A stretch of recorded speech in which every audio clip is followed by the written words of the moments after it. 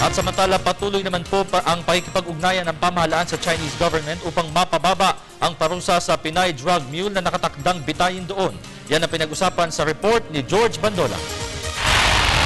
Naipadala na ang letter of appeal ng Pilipinas sa bansang China. Pirmado mismo ito ni Pangulong Aquino at nakatuon para kay Chinese President Xi Jinping.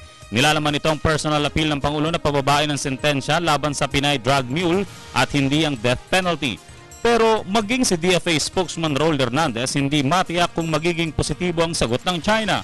Sa court records kasi, 18 beses na umanong nagtungo ng Hangzhou Province of China ang 35 taong gulang na babaeng nahulihan ng lagpas na 6 na kilo ng droga. The decision to uphold the sentence of the lower courts was made known to us yesterday. And before that, this case had been under judicial process. And only after the Supreme People's Court of China decided, we decided to lodge an appeal. And that letter was signed by President Benigno S. Aquino. Kahapon lang dumating ang desisyon ng Hangzhou Trial Court kaya ngayon lang nakapagpadala ng appeal ang pamahalaan. Sa record, galing ng Pilipinas ay patungong Hong Kong bago tumutungo ng Hangzhou ang nahatulan.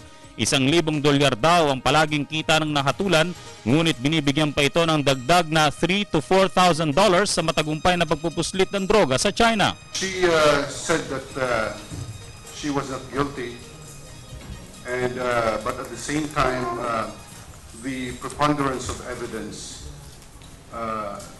was so large that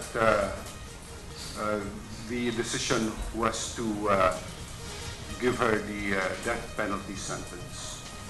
213 ang Filipinong nahuli sa China at lahat ng ito ay may kasong drugs. 28 nasa death penalty.